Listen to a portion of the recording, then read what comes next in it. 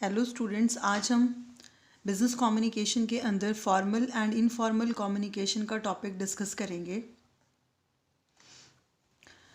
सबसे पहले हम देख लेते हैं कि आज हमने इस टॉपिक में क्या कुछ कवर करना है। तो बेसिकली हमने आज के टॉपिक में फॉर्मल एंड इनफॉर्मल कम्युनिकेशन के टाइप्स कवर करने हैं। इनको हम आगे डिटेल में डिस्कस करते हैं। Different types of communication network होते हैं, तो उसमें जो मेन कैटेगरीज हैं वो हैं formal communication and informal communication. जो फॉर्मल कम्युनिकेशन है आगे ये 3 पार्ट्स में डिवाइडेड है, that is downward communication, upward communication, horizontal communication. इनके अलावा एक और नेटवर्क है that is called grapevine communication. जो ग्रेपवाइन कम्युनिकेशन है ये इनफॉर्मल और हॉरिजॉन्टल कम्युनिकेशन का एक कॉम्बिनेशन है। इन सभी को आगे हम डिटेल में डिस्कस करते हैं। सबसे पहले है फॉर्मल कम्युनिकेशन। फॉर्मल कम्युनिकेशन जैसे कि नाम से ही लग रहा है कि जो फॉर्मली किया जाता है, जो ऑफिशियली किया जाता है। तो according to Thill and Bovee इसकी डेफिनेशन है हमारे पास, that is formal communication is that in which flow of information follows an official chain of command. इसका मतलब ये है कि जब किसी ऑर्गेनाइजेशन के अंदर एक ऑफिशियल फॉर्मेट पर कम्युनिकेट होता है तो उसको हम फॉर्मल कम्युनिकेशन कहते हैं। इट मीन्स कि जब ऑर्गेनाइजेशन के अंदर जो भी हायरार्कीज़ हैं, जो भी डेजिग्नेशंस हैं डिसाइड किए हुए हैं, जब उन्हीं के अकॉर्डिंग कम्युनिकेशन होता है यानी कि संदेश वहन होता है तो उसको फॉर्मल कम्युनिकेशन कहते हैं। इसके अंदर प्रीस्क्राइब्ड नेटवर्क होता है, मीन्स प्री डिसाइडेड होता है कि किसने किसके साथ इंटरेक्ट करना है। जनरली इसमें राइट्स, ड्यूटीज़ एंड रिस्पॉन्सिबिलिटीज़ जो है वो क्लियरली डिफाइंड होती हैं, उसके अकॉर्डिंगली ही कम्युनिकेशन होता है। फॉर्मल कम्युनिकेशन के लिए पहले हम इस डायग्राम को समझते हैं कि कैसे इंफॉर्मेशन फ़्लो करती है। सबसे हायर लेवल पर ऑर्गेनाइजेशन के अंदर प्रेसिडेंट या चेयरमैन, जो भी सबसे टॉप मोस्ट अथॉरिटी है, वहाँ से कम्युनिकेशन का फ़्लो स्टार्ट होता है। उसके बाद वो नेक्स्ट लेवल पे जाता है, that is vice president. Vice president यानी कि जो सेकंड टॉप मोस्ट अथॉरिटी है। उसके बाद मैनेजिंग डायरेक्टर, यानी कि अब वो आगे आगे लोअर लेवल की तरफ चल रहा है। देन सुपरवाइज़र और उसके बाद वर्कर्स। तो जब भी इस कोई मैसेज फॉरवर्ड करना होगा ऑर्गेनाइजेशन में तो फॉर्मल कम्युनिकेशन नेटवर्क के अंदर वो इसी तरीके से आगे मूव करेगा, मींस टॉप मोस्ट से शुरू हो करके और फिर वो आगे आगे जितनी भी अथॉरिटीज़ हैं उनमें पास ऑन होगा। तो अब इसी के बेसिस पे हम इसकी फीचर्स को डिस्कस करते हैं। तो सबसे पहले है it is written and oral. जो फॉर्मल कम्युनिकेशन है ये रिटन भी हो सकता है और ऑरल भी हो सकता है। रिटन किस कंटेक्स्ट में होता है कि जब कोई भी ऑर्डर्स हैं या कोई पॉलिसीज़ हैं उनको आगे वर्कर्स को समझाना है तो वो जो है वो फॉर्मल कम्युनिकेशन के वे से ही होगा। मींस जो पॉलिसी मेकर्स हैं, प्रेसिडेंट या चेयरमैन हैं या वाइस प्रेसिडेंट हैं, ये लोग अपनी पॉलिसीज़ को फ्रेम करके और फिर आगे के जितने भी लेवल्स हैं उनको मूव ऑन करेंगे। ऑरल किस सेंस में, जो चीज़ें ऑरल इस सेंस में होगा कि कुछ कई बार सब हर चीज़ को लिखकर नहीं बताया जा सकता, वो रिटन नहीं हो सकती है, इसलिए बहुत सारी चीज़ों को ऑरल वे में भी बताया जा सकता है। कोई डायरेक्शंस देनी है, कोई गाइडलाइंस को समझाना है, एक्सप्लेन करना है डिटेल में, तो वो ऑरली भी पॉसिबल है। नेक्स्ट है फॉर्मल रिलेशनशिप। मीन्स क्योंकि ये फॉर्मल कम्युनिकेशन है तो यहाँ पर जो पर्सनल रिलेशनशिप है उनका कोई स्कोप नहीं है। जो भी कम्युनिकेशन है वो फॉर्मल पाथ के अकॉर्डिंग ही होगा, फॉर्मल ऑर्गेनाइजेशन स्ट्रक्चर के अकॉर्डिंग ही होगा। जैसे कि अगर हम इस डायग्राम में देखें तो president, vice president, managing director, supervisor, ये सारे ऑर्गेनाइजेशन की हायरार्कीज़ हैं, ऑर्गेनाइजेशन में डिफरेंट लेवल्स पर काम कर रहे हैं, तो इन्हीं के बीच में इंटरेक्शन होगा और वो फॉर्मल यानी कि ऑर्गेनाइजेशन या कंपनी के पॉइंट ऑफ व्यू से ही होगा। नेक्स्ट है प्रीस्क्राइब्ड पाथ। किसने किससे बात करनी है ये पहले से ही डिसाइडेड होता है, यानी कि किसके बीच में कम्युनिकेशन होना है। अगर प्रेसिडेंट ने कोई इन्फॉर्मेशन देनी है तो वो किसको देगा, वाइस प्रेसिडेंट को। यहाँ पर ये पॉसिबिलिटी बिल्कुल भी नहीं है कि प्रेसिडेंट डायरेक्टली वर्कर से कम्युनिकेट करे या वो बीच में से 2 लेवल्स को स्किप करके सुपरवाइजर से बात करे, ऐसा बिल्कुल भी नहीं होता। अपने ही जो पाथ उनका प्रिस्क्राइब्ड है उसी में कम्युनिकेशन फ्लो करती है। नेक्स्ट है ऑर्गेनाइजेशन मैसेज। क्योंकि ये फॉर्मल कम्युनिकेशन है तो इसमें ऑर्गेनाइजेशन से संबंधित जितनी भी मैसेजेस हैं वही फॉरवर्ड होते हैं, उन्हीं को आगे पास ऑन किया जाता है। नेक्स्ट है वर्टिकल कम्युनिकेशन। वर्टिकल कम्युनिकेशन का मतलब है कि या तो इन्फॉर्मेशन ऊपर से नीचे की तरफ आती है या फिर इन्फॉर्मेशन नीचे से ऊपर की तरफ जाएगी। अभी हम आगे देखेंगे इसके टाइप्स में।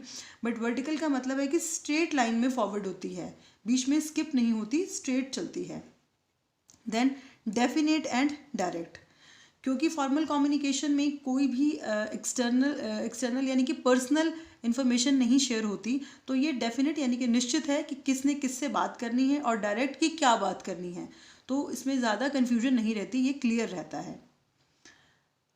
अब आगे हम इसके टाइप्स डिस्कस करते हैं। टाइप्स के पहले हम एक बार देख लेते हैं कि फॉर्मल कम्युनिकेशन के मेरिट्स और डीमेरिट्स क्या होंगे। तो पहले हम मेरिट्स डिस्कस करते हैं। फॉर्मल कम्युनिकेशन में फर्स्ट मेरिट है maintenance of authority of executives. क्योंकि हमने डायग्राम में देखा कि जो अपर अथॉरिटीज़ हैं, टॉप मोस्ट अथॉरिटीज़ हैं, वही ऑर्डर्स को आगे ट्रांसमिट करते हैं, सेंड करते हैं। तो जो उनकी अथॉरिटी है वो मेंटेन रहती है। इसका मतलब ये है कि उनका पूरा कंट्रोल रहता है मैसेज के ऊपर। Then clear and effective communication. ज़्यादातर ऑर्गेनाइजेशन में जो फॉर्मल कम्युनिकेशन है यानी कि जो फॉर्मल मैसेजेस हैं वो रिटन फॉर्म में होते हैं, लिखी हुई चीज़ होती है जो बिल्कुल क्लियर होती है, उसमें कोई भी कन्फ्यूजन नहीं होती है। Then no overlapping of work. क्योंकि जो मैसेजेस हैं वो एक अथॉरिटी से दूसरी अथॉरिटी पे जाते हैं, दूसरी अथॉरिटी से तीसरी अथॉरिटी पे जाते हैं, तो वहाँ पर इस बात का ध्यान रखा जाता है कि एक ही मैसेज या जो काम है वो बार बार किसी को ना दिया जाए, तो ओवरलैपिंग ऑफ वर्क नहीं होती। वाइडर स्कोप इस तरीके से है कि पूरी ऑर्गेनाइजेशन में जितने भी कम्युनिकेशन है वो फॉर्मल कम्युनिकेशन ही होता है, तो जो इसका स्कोप है वो बड़ा होता है। हर चीज़ जो है वो फॉर्मल वे में ही ट्रांसमिट होती है। Then filtering of communication. Filtering of communication का मतलब है कि जब एक अथॉरिटी से दूसरी अथॉरिटी के पास मैसेज जाता है तो अगर उसके अंदर कुछ ओवरलोडेड ऑफ इन्फॉर्मेशन है, मतलब इन्फॉर्मेशन ज़्यादा है या कोई कन्फ्यूजिंग इन्फॉर्मेशन है, तो उसको हटा दिया जाता है और जो बची हुई इन्फॉर्मेशन है वही आगे पास ऑन होती है, ताकि अगले लेवल पे जो भी पार्टी है उसको क्लियर समझ में आ जाए। तो इस तरीके से फॉर्मल कम्युनिकेशन में इन्फॉर्मेशन को फिल्टर कर दिया जाता है। डीमेरिट्स में अगर हम बात करें तो सबसे पहले आता है इंक्रीज्ड वर्कलोड। इंक्रीज्ड वर्कलोड का मतलब कि काम बढ़ जाता है। अब हर इन्फॉर्मेशन अगर हर स्टेप से होकर गुजरेगी तो हर व्यक्ति का काम बढ़ जाएगा। Next, possibility of distortion of information. जैसे कि अभी हमने एडवांटेजेस में डिस्कस किया फिल्टरिंग ऑफ इन्फॉर्मेशन, लेकिन फिल्टरिंग ऑफ इन्फॉर्मेशन का कई बार डिसएडवांटेज भी हो जाता है कि जो इन्फॉर्मेशन किसी भी लेवल पर किसी को भी अगर ऐसा लगता है कि ये इन्फॉर्मेशन ज़रूरी नहीं थी, इसको हटा देना चाहिए, उसके वजह से कई बार जो इन्फॉर्मेशन है वो ख़राब हो जाती है। मतलब जितनी सूचना जिस तरीके से आगे जानी चाहिए उस तरीके से नहीं जाती है, और इसी वजह से जो मैसेज है वो एक्यूरेटली भी आगे नहीं जा पाता। मीन्स कई बार गलत इन्फॉर्मेशन आगे चली जाती है। नेक्स्ट है over looking by the officers. क्योंकि ऑफिसर्स जो है वो ओवरलोडेड होते हैं तो वो कई बारी जो है वो ध्यान भी नहीं देते कि क्या इन्फॉर्मेशन आगे जा रही है क्या नहीं जा रही, बिकॉज हर इन्फॉर्मेशन उतने स्टेजेस से होकर गुजरेगी तो कई बारी वो उसको इग्नोर भी कर देते हैं। Then delay in action, it means delay in decision making. अगर छोटी से छोटी बात भी सभी लेवल से होकर गुजरेगी तो ऑब्वियसली बहुत ज़्यादा टाइम लगेगा, डिसीजन मेकिंग में भी काफ़ी देर हो जाएगी। तो ये थे फॉर्मल कम्युनिकेशन के मेरिट्स एंड डीमेरिट्स। अब आता है फॉर्मल कम्युनिकेशन के फर्स्ट टाइप में डाउनवर्ड कम्युनिकेशन। अब जैसे कि नाम से ही लग रहा है डाउनवर्ड कम्युनिकेशन यानी कि ऊपर से नीचे की तरफ, ठीक है। तो यहाँ पर जो भी इंफॉर्मेशन है वो अपवर्ड अथॉरिटी से डाउनवर्ड चलेंगी यानी कि ऊपर से नीचे की तरफ जाएंगी। जनरली जितने भी आप कह सकते हैं लेटर्स होते हैं या मेमोज होते हैं या ट्रेनिंग मैनुअल्स हैं या कोई और न्यूज़ लेटर्स हैं, वो सभी जो है वो ऊपर से नीचे की तरफ आते हैं। मींस ये सारी जितनी भी चीज़ें हैं, गाइडलाइंस हैं, पॉलिसी मेकिंग्स हैं, ये सब पहले अपर लेवल पर बनती हैं, यानी कि जो टॉप लेवल पर बनती हैं, और फिर उनको अगले लेवल्स पर कम्युनिकेट किया जाता है। अब जो डाउनवर्ड कम्युनिकेशन है, इसके क्या डीमेरिट और मेरिट्स हैं? मेरिट्स में अगर हम बात करें तो फर्स्ट है explanation of policies and procedure to the subordinate. अभी हमने बात की कि जितने भी प्रोसीजर्स हैं, जितनी भी पॉलिसीज़ हैं, नीतियां हैं, कार्यवाहियां हैं, ये सब कुछ टॉप लेवल पर बनती हैं और ये सारी की सारी सबॉर्डिनेट्स को समझानी होती हैं, एक्सप्लेन करनी होती हैं। तो ये डाउनवर्ड कम्युनिकेशन में ही पॉसिबल है, मीन्स ये ऊपर से नीचे की तरफ आती हैं। कंट्रोल, जो कम्युनिकेशन है वो अब ऊपर से नीचे की तरफ होने की वजह से जो सुपीरियर है उसका अपने सबॉर्डिनेट के ऊपर पूरा कंट्रोल रहता है। इट मीन्स वो सबॉर्डिनेट को भी कंट्रोल करता है और क्या मैसेज पास ऑन करना है इस पर भी उसका पूरा कंट्रोल रहता है। देन प्लानिंग, ऑब्वियसली जो डाउनवर्ड कम्युनिकेशन ये प्लानिंग में हेल्प करता है कि कैसे चीज़ों को एग्जीक्यूट करवाना है। इन सारी चीज़ों को प्लान आउट करने में डाउनवर्ड कम्युनिकेशन का बहुत बड़ा रोल होता है। डीमेरिट में बात करें तो फर्स्ट है loss of information. As usual जैसे कि हमने फॉर्मल कम्युनिकेशन में बताया था कि जो इन्फॉर्मेशन है वो डिफरेंट लेवल से होकर गुजरनी है, तो जितने ज़्यादा लेवल होंगे, अगर वो फिल्टरिंग ऑफ कम्युनिकेशन वहाँ पर हुआ, इन्फॉर्मेशन को फिल्टर करने का प्रोसेस हुआ, तो इन्फॉर्मेशन कई बारी ज़्यादा कम हो जाती है, तो जिस फॉर्म में जितनी पहुँचनी चाहिए उतनी नहीं पहुँचती। देन डिले, जितने ज़्यादा लेवल्स होंगे उतना ज़्यादा डिले होगा डिसीजन मेकिंग में। लैक ऑफ पार्टिसिपेंट्स, क्योंकि डाउनवर्ड कम्युनिकेशन में जो फीडबैक है वो नहीं लिया जाता, मीन्स इन्फॉर्मेशन सिर्फ ऊपर से नीचे की तरफ आ रही है, तो जो सुपीरियर है वो अपने सबॉर्डिनेट को इन्फॉर्मेशन दे रहा है, बट सबॉर्डिनेट की कोई भागीदारी नहीं है। तो जो लोअर लेवल के एम्प्लॉयज़ हैं उनकी पार्टिसिपेशन नहीं रहती। लैक ऑफ फीडबैक सेम, कि जो पार्टिसिपेंट्स हैं वो अपना फीडबैक नहीं दे पाते, यानी कि अपनी बात नहीं कह पाते, क्योंकि इन्फॉर्मेशन का फ्लो सिर्फ ऊपर से नीचे की तरफ है। नेक्स्ट आता है अपवर्ड कम्युनिकेशन, बिल्कुल ऑपोजिट डाउनवर्ड का अपवर्ड, मीन्स यहाँ पर जो इन्फॉर्मेशन है वो नीचे से ऊपर की तरफ जाती है। अब वो क्या क्या चीज़ें हो सकती हैं और कैसे जाएगी? पहले जो डाउनवर्ड कम्युनिकेशन में president, vice president, managing director, supervisor और वर्कर, इस तरीके से इन्फॉर्मेशन आ रही थी, लेकिन अपवर्ड में इन्फॉर्मेशन कैसे जा रही है? वर्कर से सुपरवाइजर के पास, सुपरवाइजर से मैनेजिंग डायरेक्टर के पास, मैनेजिंग डायरेक्टर से वाइस प्रेसिडेंट के पास, and then to the president और चेयरमैन। अब किस तरह की इन्फॉर्मेशन होगी जो वर्कर से प्रेसिडेंट की तरफ जाएगी, मीन्स नीचे से ऊपर की तरफ जाएगी। अगर वर्कर्स की कोई कंप्लेंट्स हैं तो वो हो सकती हैं, उन्होंने कोई सजेशंस देनी है या उनकी कोई क्वेरीज हैं, तो इस तरह की जो चीज़ें हैं वो नीचे से ऊपर की तरफ मूव करती हैं। और यहाँ पर भी वही प्रोसेस है कि मीन्स कोई भी लेवल स्किप नहीं होगा। अगर वर्कर ने कोई इन्फॉर्मेशन देनी है तो वो सुपरवाइज़र को ही देगा, वो मैनेजिंग डायरेक्टर को नहीं दे सकता।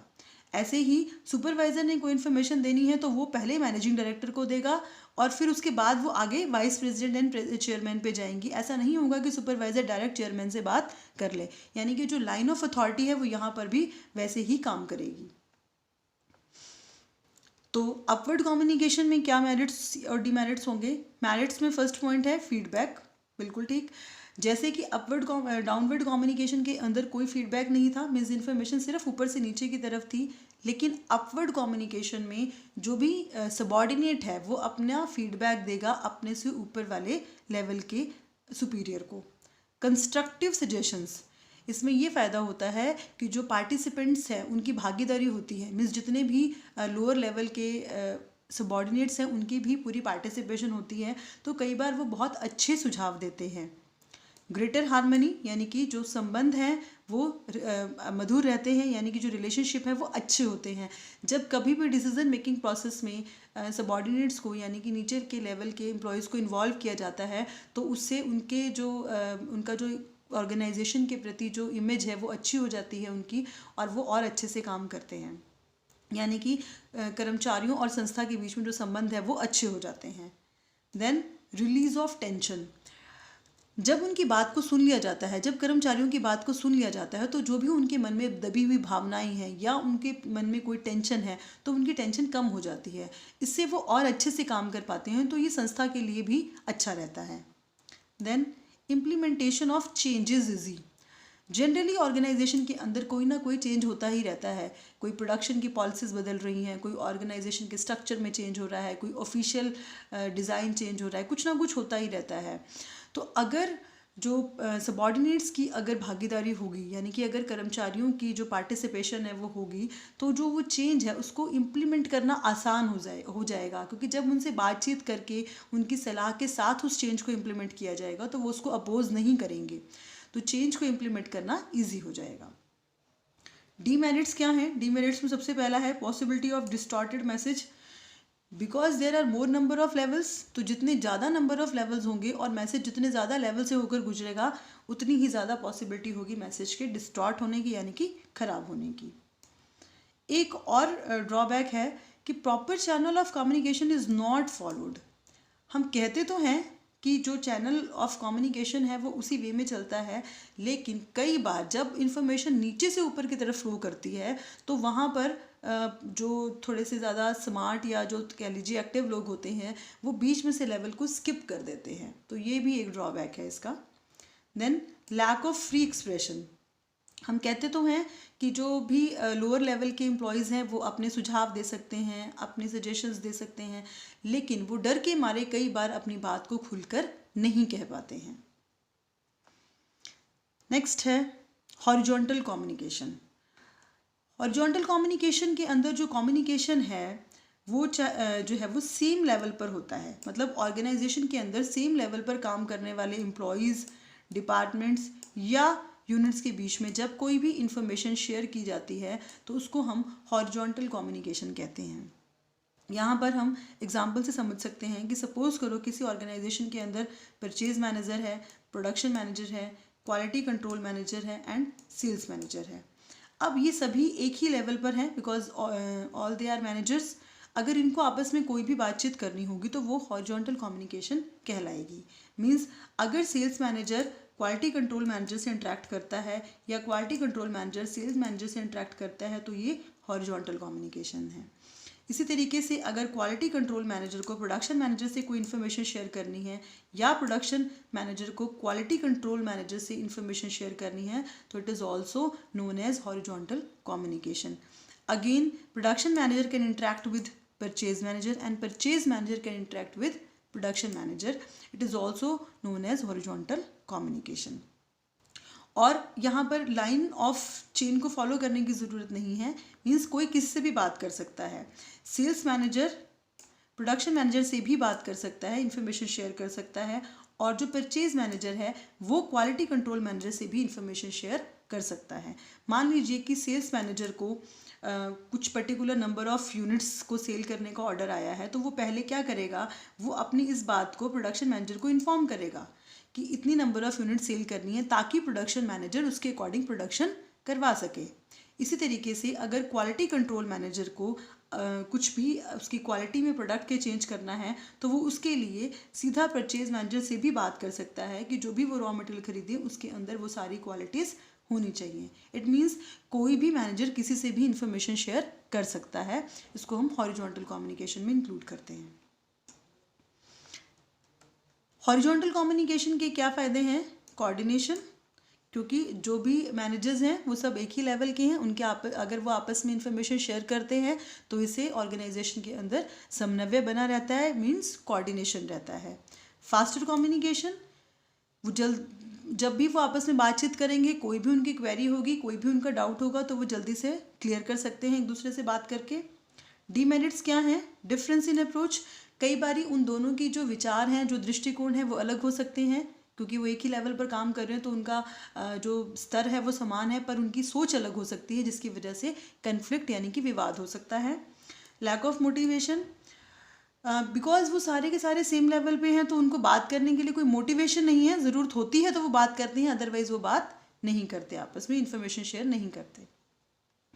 तो ये थे different types of formal communication, कि फॉर्मल कम्युनिकेशन में किस किस तरीके से कम्युनिकेशन हो सकता है। तो इनफॉर्मल कम्युनिकेशन में according to Thill and Bovee definition है, the informal communication network carries information along the organisational unofficial line of activity and power. यानी कि इनफॉर्मल कम्युनिकेशन के अंदर जो भी इंफॉर्मेशन एक्सचेंज होती है वो अनऑफिशियल होती है, मीन्स यहाँ पर कोई भी फॉर्मल पाथ फॉलो नहीं किया जाता, ये ऑर्गेनाइजेशन स्ट्रक्चर के अकॉर्डिंग नहीं होती, यहाँ पर कोई भी किसी से भी बात कर सकता है। बेसिकली इसमें जो पर्सनल इन्फॉर्मेशन ही ट्रांसमिट होती है, यानी कि पर्सनली ही लोग अपने लेवल पर इंफॉर्मेशन को एक्सचेंज करते हैं।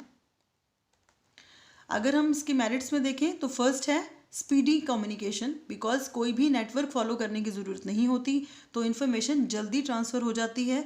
मल्टी डायमेंशनल मीन्स कोई भी किसी से भी बात कर सकता है, यहाँ पर कोई भी हायरार्की को फॉलो करना ज़रूरी नहीं होता।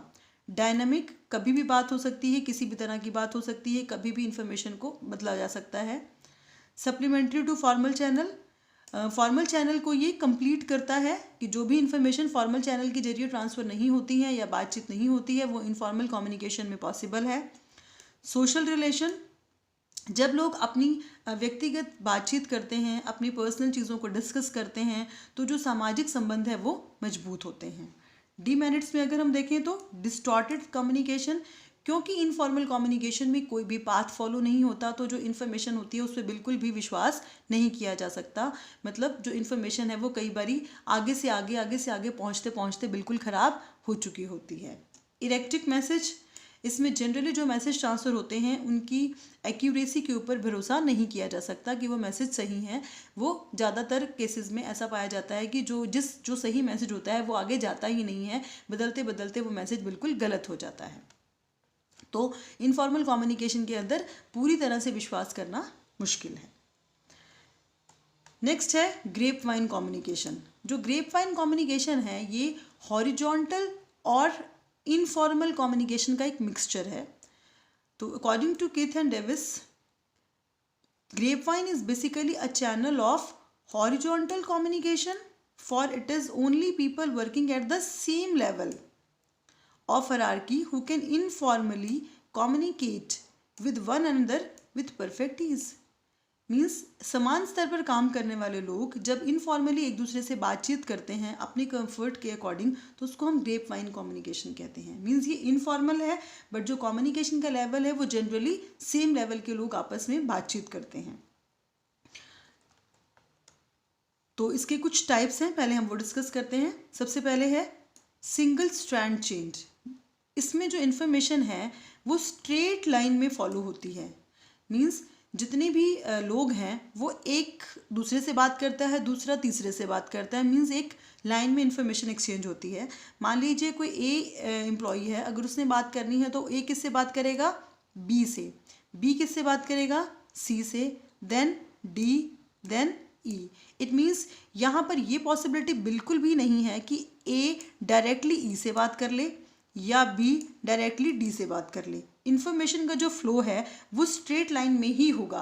बेशक ये इनफॉर्मल कम्युनिकेशन है, लेकिन फिर भी जो फ्लो ऑफ इन्फॉर्मेशन है वो स्ट्रेट लाइन में होगा। यानी कि ए सिर्फ और सिर्फ किससे इंटरेक्ट करेगा, बी से।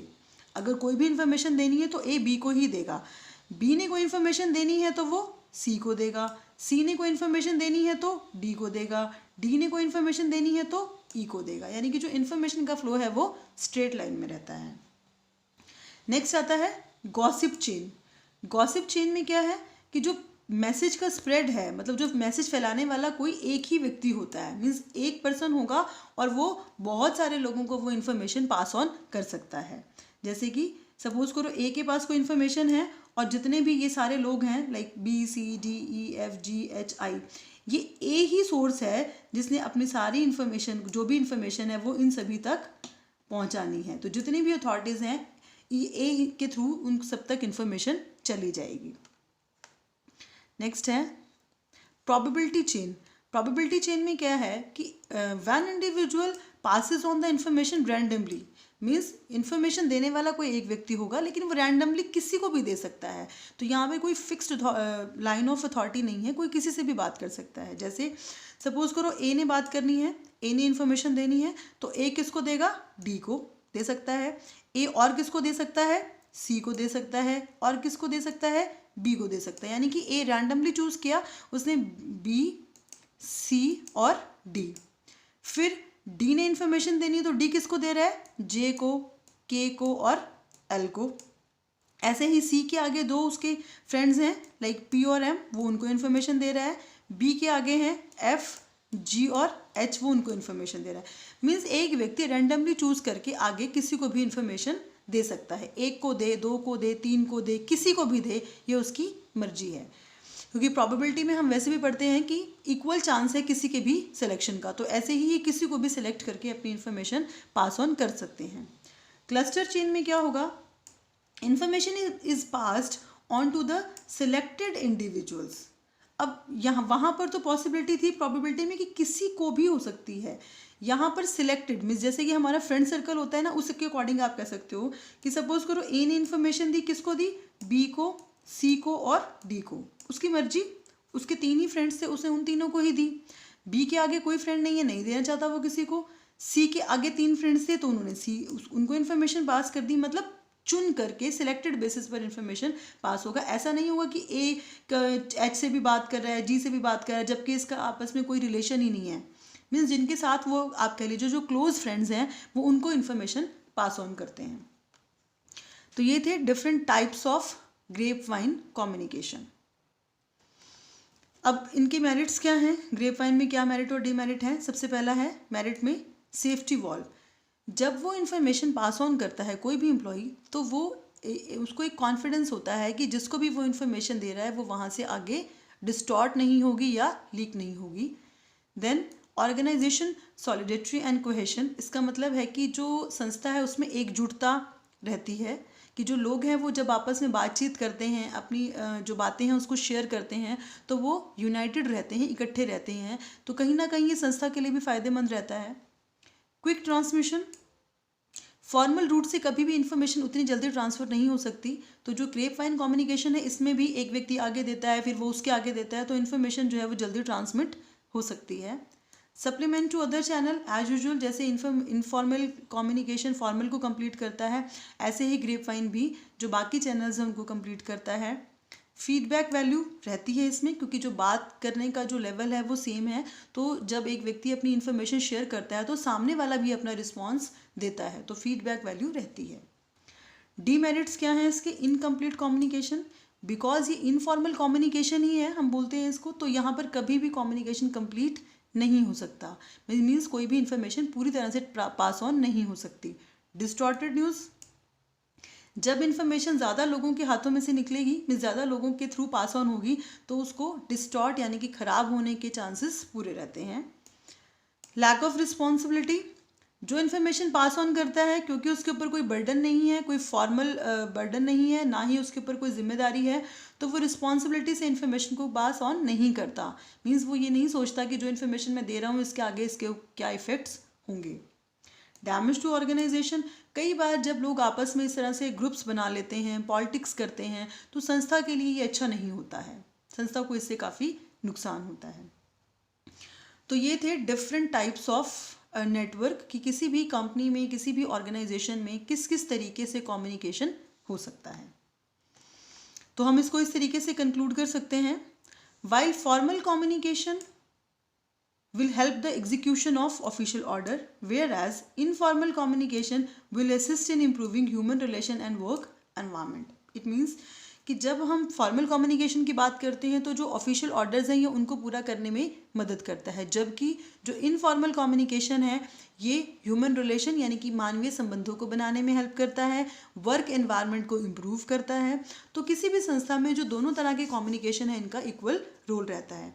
हालांकि ये बड़ा मुश्किल है डिसाइड करना कि कितना फॉर्मल कम्युनिकेशन होना चाहिए, कितना इनफॉर्मल कम्युनिकेशन होना चाहिए, लेकिन जितने भी एक्सपीरियंस्ड जो मैनेजर्स हैं या जो भी एग्जीक्यूटिव्स हैं, उन जिन्हें काम करते हुए काफ़ी समय हो चुका है, वो इन बातों को समझ पाते हैं कि कौन सी इन्फॉर्मेशन जो है वो फॉर्मल कम्युनिकेशन के थ्रू जा सकती है और कौन सी इनफॉर्मल कम्युनिकेशन की। बट एक ऑर्गेनाइजेशन में दोनों जो कम्युनिकेशन है वो लगभग इक्वल रोल प्ले करते हैं। तो अब लास्ट में हम देख लेते हैं कि कुछ इंपॉर्टेंट क्वेश्चन हैं जो इस टॉपिक से रिलेटेड वो कौन से हैं। फर्स्ट क्वेश्चन बनता है, what do you mean by formal and informal communication, distinguish between formal and informal communication. Formal और इनफॉर्मल यानी कि औपचारिक और अनौपचारिक संदेश वहन से आप क्या समझते हैं, इन दोनों के बीच में अंतर बताइए। तो जितने भी हमने टॉपिक में चीज़ें डिस्कस की हैं उनके बेसिस पे डिफरेंस लिखे जा सकते हैं। नेक्स्ट क्वेश्चन है, what do you understand by grapevine process of communication, discuss its types and importance to the organisation. कि grapevine process of communication क्या है, अंगूरी लता प्रक्रिया क्या है संदेशवहन की, आप इससे क्या समझते हैं, इसके डिफरेंट टाइप्स बताइए और एक संस्था के लिए इसकी क्या इंपॉर्टेंस है उसको एक्सप्लेन कीजिए। तो आई होप आपको ये टॉपिक समझ आ गया होगा। Thank you.